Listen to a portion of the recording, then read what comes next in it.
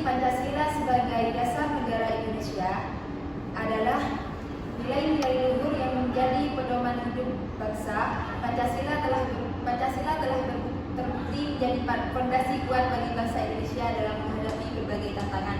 Mari kita bahas lebih lanjut urgensi Pancasila sebagai dasar negara.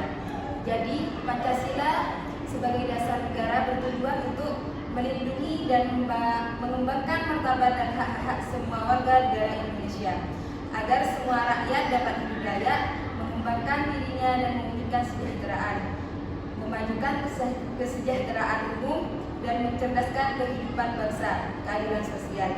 Selain itu, Pancasila juga berfungsi sebagai pemersatu antar umat bangsa, yakni di sila ketiga persatuan Indonesia, baik agama, suku ataupun budaya. Pancasila merupakan landasan dalam suatu negara untuk menjalankan dan melaksanakan kehidupan bermasyarakat di berbagai bidang. Dasar negara juga bermakna sebagai pedoman dan cita-cita bangsa dalam mengatur kehidupan bertatanegaraan yang mencakup segala kehidupan bermasyarakat. Selanjutnya, sejarah Pancasila sebagai dasar negara. Yang pertama, pada tahun 1945, lahirnya Pancasila sebagai hasil rumusan para pendiri bangsa dalam sidang BPUPKI. Pancasila ditetapkan sebagai dasar negara dalam pembukaan UUD 1945. Yang kedua, pada tahun 1950, perdebatan tentang sistem pemerintahan dan implementasi Pancasila. Yang ketiga, pada tahun 1965, Gerakan 30 September atau PKI, Pancasila menjadi simbol perlawanan dan pemersatu bangsa. Yang keempat, pada tahun 1970, Pancasila dimasukkan ke dalam GBHN, menjadi pedoman pembangunan nasional. Yang terakhir, Pancasila tetap relevan dan menjadi landasan bagi kehidupan berbangsa dan bernegara.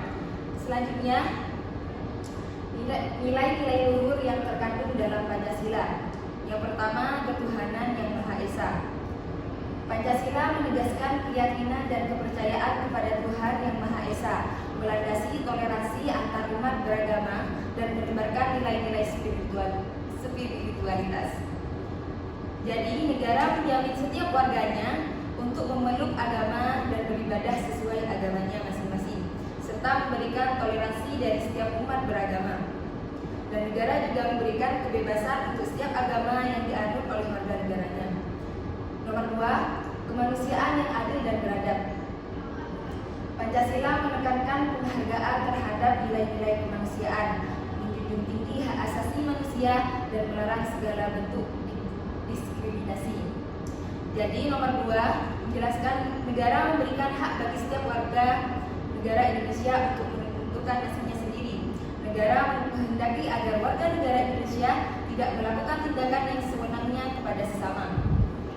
Selanjutnya, nomor 3, persatuan Indonesia. Pancasila mendorong persatuan dan kesatuan bangsa di tengah keragaman suku, agama, dan budaya yang sudah saya jelaskan tadi. Selanjutnya, nomor 4, kerakyatan yang dipimpin oleh hikmat kebijaksanaan dalam permusyawaratan atau perwakilan. Pancasila menekankan pentingnya kedaulatan rakyat, demokrasi, dan pemerintahan yang bersih serta bertanggung jawab. Jadi, sila keempat ini dijadikan sebagai jaminan setiap warga negara bisa memperoleh keadilan yang sama sebagai formulasi negara hukum dan bukan berdasarkan pada kekuasaan, serta penyelenggaraan kehidupan yang didasarkan atas konstitusi dan tidak bersifat absolut. Yang terakhir, keadilan sosial bagi seluruh rakyat Indonesia. Pancasila menjunjung tinggi keadilan sosial bagi semua, mencegah kesenjangan dan membangun masyarakat yang sejahtera dan adil. Jadi, nomor 5, negara mengkehendaki agar kekayaan alam yang ada dalam Indonesia bisa digunakan untuk kemakmuran semua rakyatnya di negara Indonesia. Negara Indonesia juga mengkehendaki agar setiap warga juga mendapat perlakuan yang sangat adil di segala kehidupan, baik secara material maupun spiritual. Indonesia juga mengkehendaki agar warga negaranya memperoleh pendidikan dan pengajaran secara maksimal dan menyeluruh. Selanjutnya akan disampaikan oleh saudara Hisam.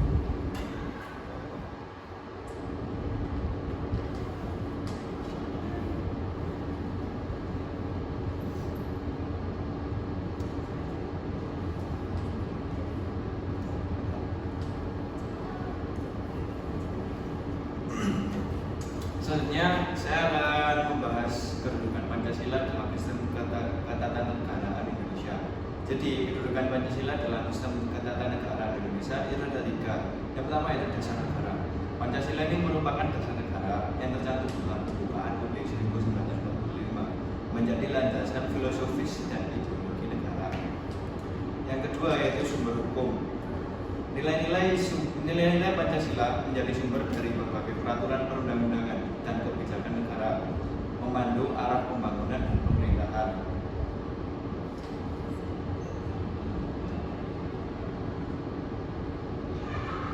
Yang ketiga yaitu panduan hidup. Pancasila menjadi pedoman hidup bagi seluruh rakyat Indonesia, mengatur etika, moral, dan perilaku dalam kehidupan bermasyarakat dan bernegara. Secara singkatnya, dasar negara merupakan landasan dalam suatu negara guna menjalankan dan melaksanakan kehidupan bermasyarakat di berbagai bidang dasar negara. Secara singkatnya, dasar negara merupakan landasan dalam suatu negara guna menjalankan dan melaksanakan kehidupan bermasyarakat di berbagai bidang. Dasar negara juga bermakna sebagai pedoman dasar dan cita-cita bangsa dalam mengatur kehidupan ketatanegaraan yang mencakup segala kehidupan bermasyarakat.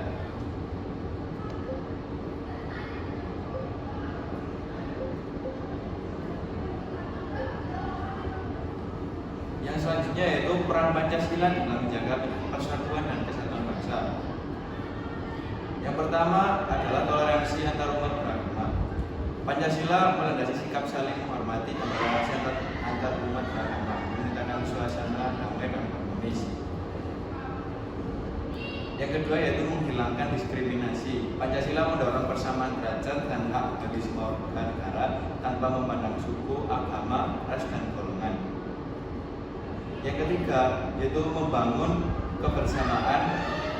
Pancasila mendorong semangat gotong royong dan kebersamaan, menyatukan berbagai perbedaan pendapat dan membangun kekuatan nasional.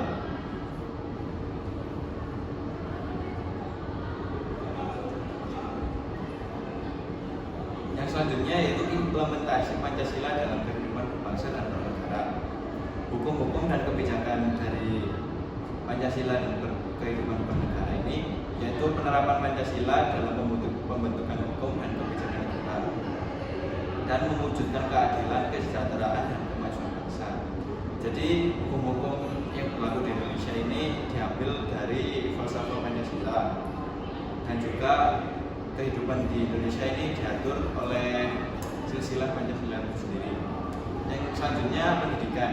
Penanaman nilai-nilai Pancasila sejak dini melalui pendidikan formal dan non formal membentuk generasi penerus yang berakhlak mulia. Yang ketiga yaitu masyarakat. Penerapan nilai-nilai Pancasila dalam kehidupan sehari-hari, membangun masyarakat yang damai, adil, dan sejahtera. Mungkin selanjutnya bisa dijelaskan oleh Mas Salman Rifki.